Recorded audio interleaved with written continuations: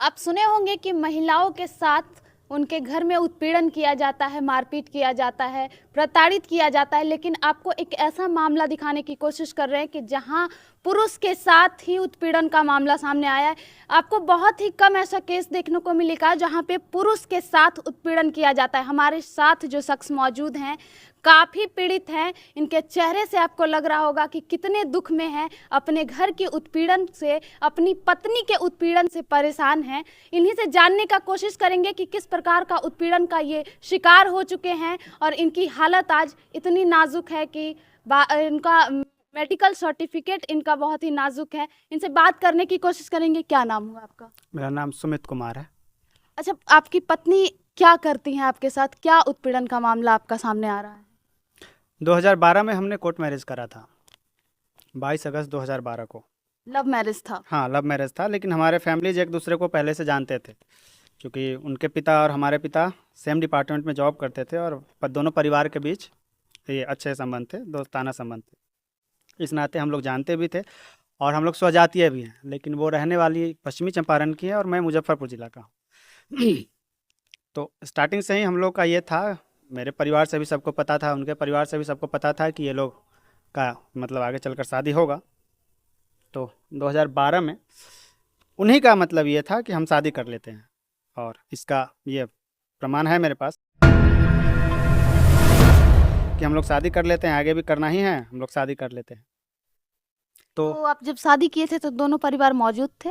नहीं, उस वक्त दोनों परिवार मौजूद नहीं थे। रजामंदी थी दोनों परिवार की? हाँ, शादी के बाद ही पता चला है, कभी से किसी को कोई दिक्कत नहीं था, ना मेरे परिवार को ना उनके परिवार से। परिवार में कभी किसी भी प्रकार का कोई कॉन्फ्लिक्ट नहीं हुआ है, कोई विवाद नहीं हुआ है। उनके माता पिता भी अच्छे थे, अच्छे हैं। मेरे माता पिता के मतलब परिवार में पारिवारिक संबंध बहुत अच्छे थे और अच्छे हैं। तो पत्नी से किस प्रकार का कष्ट है आपको? पत्नी से नहीं है, पत्नी के द्वारा लिए गए फैसलों से है। जैसे 2012 में शादी करने के बाद कुछ समय के बाद इन्होंने कहा कि मैं भी जो नौकरी करना चाहती हूँ, ये नौकरी, चूँकि मैं बीटेक कर रहा हूँ, उस वक्त मेरा बीटेक, पहले अच्छे से आप सोच समझ लो, अगर करना है तो ठीक है। तो उन्होंने बोला हाँ करते हैं, और उसके बाद फिर जब हम ये अपना जॉब करेंगे उसके बाद से, चूँकि हमको कमीशन करना था, बीपीएससी का ये करना था, तो जब तुम्हारा बीपीएससी निकल जाएगा तो हम अपना क्विट कर देंगे, छोड़ देंगे, और उसके बाद से हम लोग सेटल होकर अच्छे से रहेंगे। तो उस वक्त जो भी मेरे से सपोर्ट हो सकता था उनको एक पति के तौर पे, और चूँकि हम लोग पहले मतलब अच्छे दोस्त थे, तो एक दोस्त के तौर पे मेंटली, फिजिकली, इकोनॉमिकली मैंने वो सारे सपोर्ट उनको मतलब किया, और उन्होंने भी काफ़ी मेहनत किया पढ़ाई में अपना। नतीजा ये हुआ कि उनको नौकरी हुआ शादी के 2 साल बाद लगभग। किस चीज में नौकरी है, किस विभाग में? वो उनका एसएससी के थ्रू सीआईएसएफ में सब इंस्पेक्टर के पद पे उनका चयन हुआ था उस वक्त जो है। तो मतलब तब तक ठीक था सब कुछ, वो ट्रेनिंग में वहाँ गई तब तक भी ठीक था, ट्रेनिंग उनका 1 साल तक चला तब भी ठीक था। उनका जैसे पोस्टिंग मिला उसके बाद से अचानक कुछ महीनों के बाद वो जैसे ये कहने लगी कि हमको साथ नहीं रहना है। स्टार्टिंग में मुझे लगा कि शायद वो मजाक कर रही हैं, क्योंकि हमारा मतलब रिलेशन फ्रेंडली भी था, तो हो सकता है परेशान करने के लिए बोलती हो, लेकिन ये कंटिन्यू वो बोलने लगी कि नहीं रहना है आपके साथ। हाँ, कि अब नहीं रहना है तुम्हारे साथ, कि नहीं, अगर तुम ये डिवोर्स नहीं दोगे तो मैं अपना धर्म बदल लूँगी, तो डिवोर्स हो जाएगा अपने। धर्म बदलने की भी बात? ये धमकी दिया कि अगर तुम डिवोर्स नहीं दोगे तो मैंने पता किया है, यूट्यूब पर देखा है, सर्च किया है, मुझसे किसी ने कहा है कि अगर मैं अपना धर्म बदल लूँगी तो आपका पुराना शादी अपने आप मतलब ये ख़त्म हो जाएगा, ऐसा उन्होंने कहा। अब मुझे नहीं पता किसके दबाव में कहा। और जब वो वहाँ से छुट्टी आई तो घर न आकर अपने मतलब पिता के पास चली गई। मैं परिवार से संपर्क करने की कोशिश किया तो परिवार भी मतलब इग्नोर करना शुरू कर दिया। इनसे किया तो ये नंबर बंद करने लगी, ब्लॉक करने लगी। तो इसके बाद मैं इनके मित्रों के पास गया जो इनके साथ ट्रेनिंग कर रही थी उस वक्त, वो फिर इनके डिपार्टमेंट से संपर्क करा। मुझे उसमें से किसी के थ्रू ये पता चला कि इनका उस वक्त का संबंध अपने एक सीनियर, मतलब मुझे नहीं पता क्या है, अपने एक सीनियर राहुल काला के साथ है, और उनके साथ ये शादी तक करने का प्लान में है। मतलब इतना आगे तक बात कैसे पता चला? उनके कलीग से। अच्छा, उनके कलीग से बातचीत होती थी? इसके एविडेंसेस है मेरे पास आज भी। जैसे उनके कलीग ने कहा कि राहुल काला हैं, राहुल काला सर, अब सर चूँकि उनके कलीग ने सर बोला तो ऑब्वियस सा बात है कि उनके भी सीनियर रहे होंगे, कि राहुल काला सर के साथ ये शादी करने का प्लान कर रही है। इस बाबत हमने डिपार्टमेंट को तो जब पहले पति है तो वो दूसरा शादी करने का प्लान कैसे कर सकती हैं? तो ये सवाल उनसे किया जाना चाहिए जो आप हमसे कर रही हैं। डिपार्टमेंट इस चीज़ को अलाउ नहीं करेगा कि दूसरा शादी, मतलब पहले शादी। ये बात तो डिपार्टमेंट को भी पता होगी ना कि शादी हो चुकी है इनकी। जी बिल्कुल। तो वो कैसे मतलब प्लान कर सकते हैं कि दूसरी शादी करेंगे? जो उनके ऑफिसर हैं, सीनियर हैं, वो भी कैसे प्लान कर सकते हैं कि शादी करेंगे? तो जैसा ये हो सकता है ना कि उन्होंने राहुल काला को बताया नहीं होगा ना।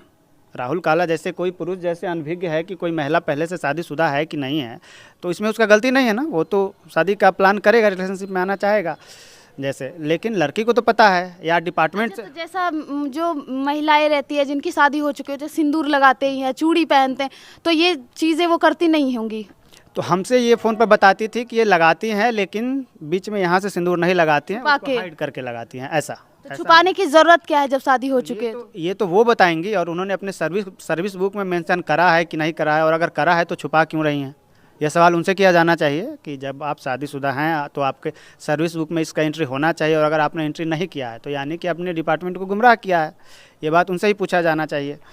तो इसके बाद हमने डिपार्टमेंट को लिखा कि राहुल काला ऐसे ऐसे है, हमने तो अपनी पत्नी को नौकरी करने के लिए भेजा था, फिर उनका जैसे उनको किसी ने बहला फुसला कर ऐसा किया है।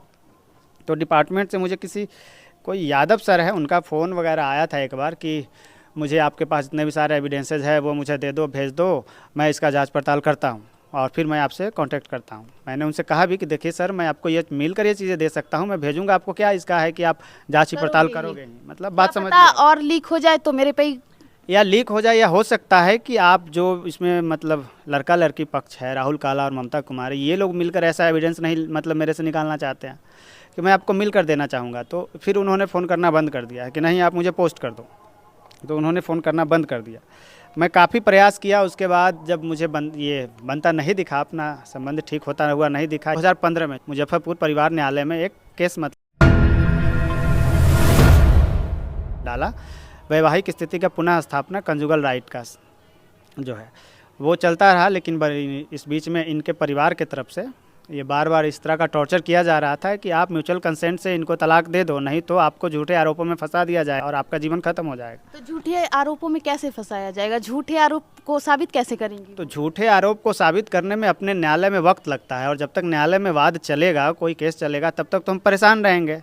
तो इसी चीज़ का तो ऐसा है कि आप दहेज का मांग करते थे, मारपीट करते थे उनसे? जैसे अगर हम दहेज का मांग करते थे तो ये उनसे पूछा जाना चाहिए, और मारपीट करते थे तो ना उनका अपने डिपार्टमेंट में कहीं अपने पति के खिलाफ कोई कंप्लेन है, ना ही किसी पुलिस थाने में कोई कंप्लेन है, ना ही न्यायालय के समक्ष कोई कंप्लेन है, ना ही पारिवारिक रूप से कहीं कोई कंप्लेन है। उनके साथ अगर इतना कुछ हुआ, जैसे उन्होंने जितने भी चार्जेस लगाए हैं, जब आप उनके डिवोर्स के पिटीशन पढ़ोगे तो ऐसा कोई बचा ही नहीं है जो उनके साथ अन्याय नहीं होता होगा। इतना कुछ उनके साथ हो रहा था तो मतलब कहाँ था, कहीं उनका द्वारा कहीं तो कंप्लेन किया जाना चाहिए था ना। ये सारा मनगढ़ंत है और झूठा है, कहीं से कोई आरोप सही ही नहीं है। और जितने भी उन्होंने आरोप मुझ पे लगाए हैं, मैं बता रहा हूँ, मैं जोर दे के बता रहा हूँ, जितने भी उन्होंने एलिगेशंस मुझ पे लगाए हैं, उन तमाम के बहुत मजबूत एविडेंसेस मेरे पास मौजूद हैं। क्या क्या आरोप वो आप पे लगाई हैं? आरोप है मुझ पर जैसे कि मेरे पिता उनसे दहेज मांगते हैं, मेरे परिवार ने उनको हनी ट्रैप किया, फंसाया।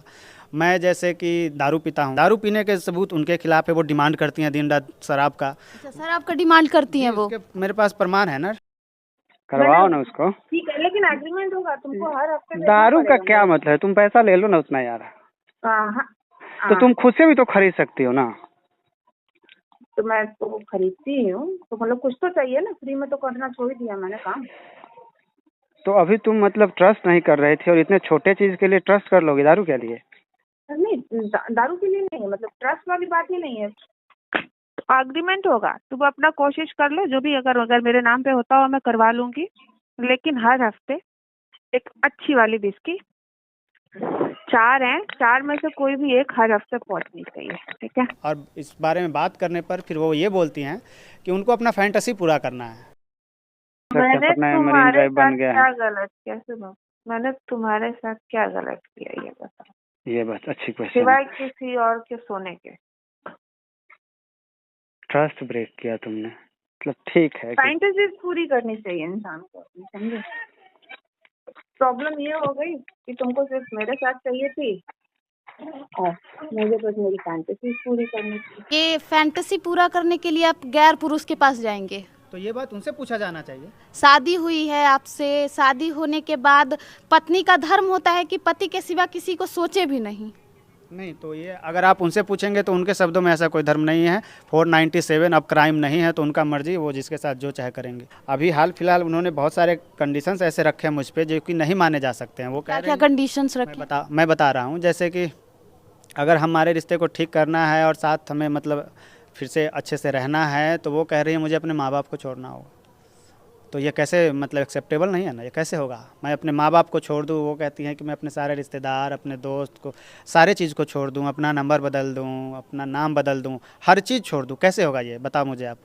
बूढ़े माँ बाप को, मतलब मेरे माँ तो रही नहीं मेरी, पिता को देखने के लिए जब मैंने कहा कि नहीं, पिता को नहीं छोड़ा जा सकता है, तो वो उनका कहना है कि तो घर में लाकर थोड़े ना तुम पिता को रख लोगे, उनका देखभाल के लिए कहाँ रखेंगे? मेरे पिता हैं तो हम उनको कहाँ रखेंगे? उनके देखभाल के लिए किसी को रख दो, लेकिन साथ ऐसा नहीं कर सकते।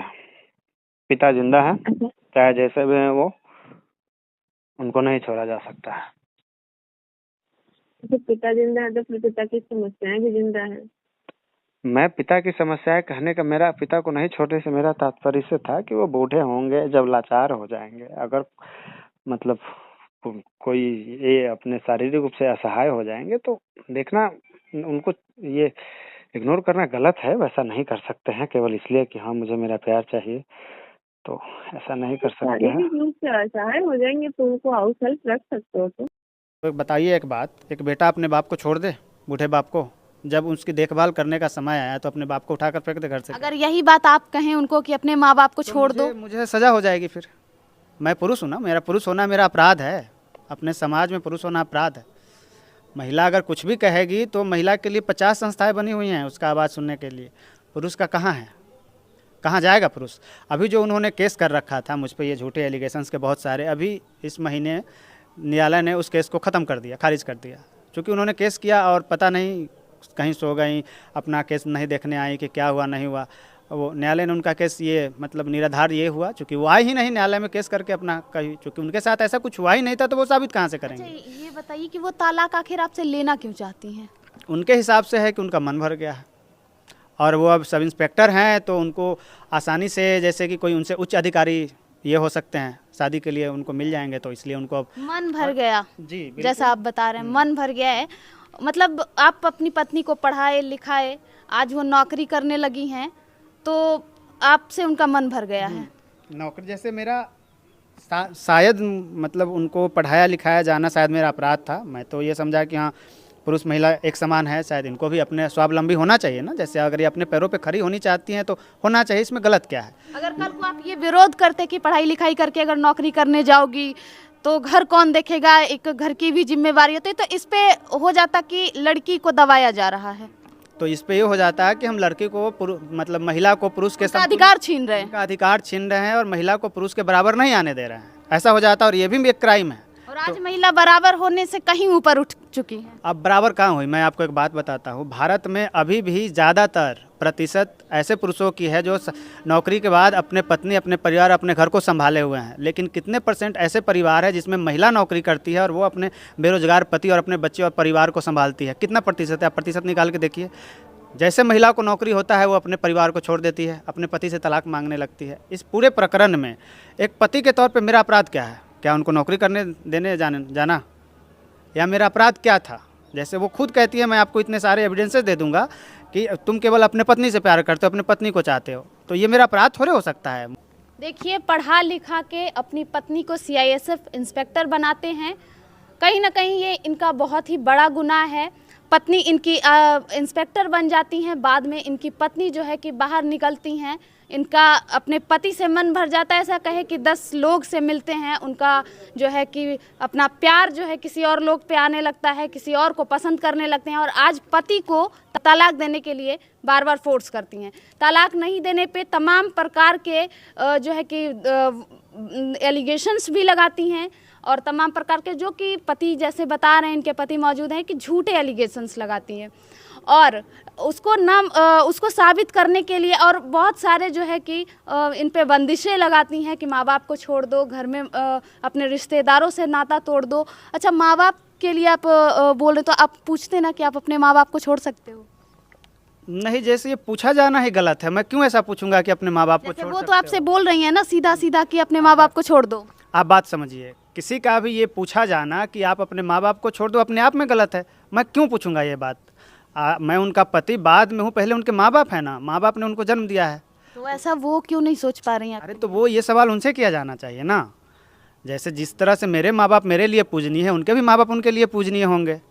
मैं भी ये ना अपने बताइए माँ बाप को छोड़ूं ना वो छोड़े। अच्छा ये बताइए, आपकी शादी हुई थी 2012 में, तो उस टाइम से 2 साल आपका जो है कि चला। बहुत अच्छा 2014 में उनका जॉब हुआ, तो उस 2 साल में बहुत अच्छा चला। बहुत अच्छा। जॉब के बाद आप हर जगह उनको लेके गए होंगे, आप ही लेके गए होंगे।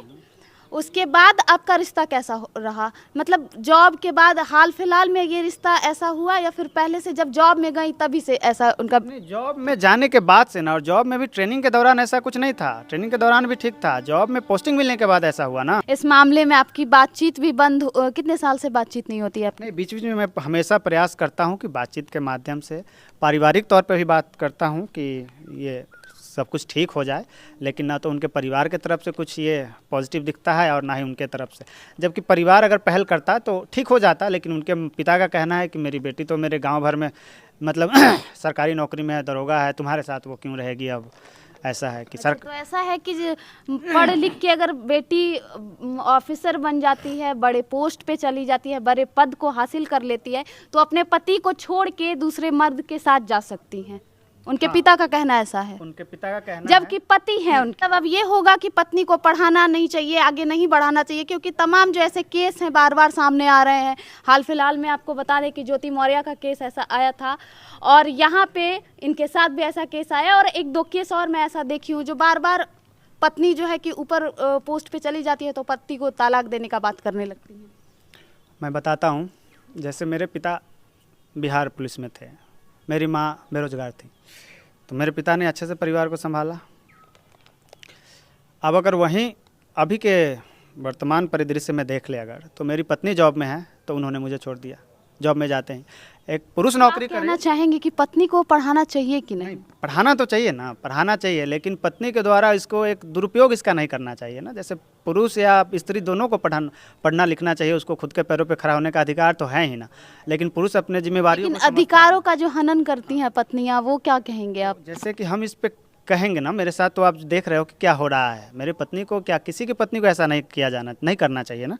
पुरुष जैसे अगर नौकरी में रहता है तो अपने पत्नी को, बेरोजगार पत्नी को, अभी आप भारत का सर्वे करो, भारत में अभी भी ज़्यादा आप पाओगे कि पुरुष नौकरी कर रहा है और पत्नी जैसे कि घर में रहती है और अच्छे से परिवार चलता है। लेकिन कुछ जैसे ही पत्नी बाहर निकलती हैं तो परिवार टूटना शुरू हो जाता है। बहुत सारे ऐसे मतलब हैं उदाहरण कि जहाँ से जैसे पत्नी नौकरी करती हैं, फिर वो कहती है कि नहीं हम पति को नहीं रखेंगे, हम इसके साथ नहीं रहेंगे, हमको किसी परिवार को नहीं रखेंगे, हाँ, पति किसी को और के नहीं साथ रखेंगे, अकेला स्वतंत्र रहना चाहती हैं। यहाँ पे ऐसा महसूस होता है जैसे कि पति के लिए अलग नियम है, पत्नी के लिए अलग, जबकि अच्छा, बहुत सारे मामले हो गए आपके साथ। अब अगर पत्नी आपकी मानती हैं तो रखना चाहेंगे कि नहीं? रखना चाहेंगे। गजब आप बात कर रहे हैं। मेरा लड़ाई ही इस बात का है, वो सम्मानपूर्वक ससम्मानपूर्वक आकर रहे, घर उनका है। रखना किसको पर रखा जाता है? दूसरे किसी को।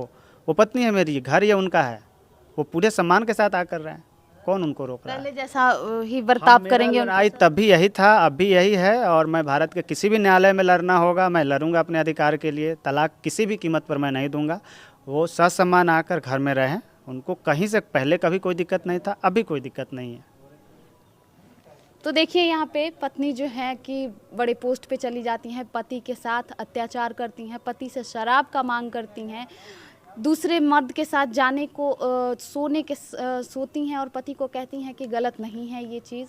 पति को देख सकते हैं आप कितने असहाय महसूस कर रहे हैं। अगर घर की पत्नियां ऐसी हो जाए, घर की औरतें अगर ऐसी हो जाए, तो समाज में कहीं ना कहीं ये बहुत बड़ा, क्या ही बोले, मेरे से तो, मैं खुद एक लड़की हूँ और मैं इस बात को अच्छी तरीके से समझ सकती हूँ कि अगर लड़कियां ऐसी हो जाती है तो घर वालों को क्या महसूस करना पड़ता है, किस तरीके की शर्मिंदगी झेलनी पड़ती है। अच्छा, ये बताइए कि आप अपनी पत्नी को, अगर आपकी पत्नी ये वीडियो देखती हैं तो आप अपनी पत्नी को क्या कहना चाहेंगे?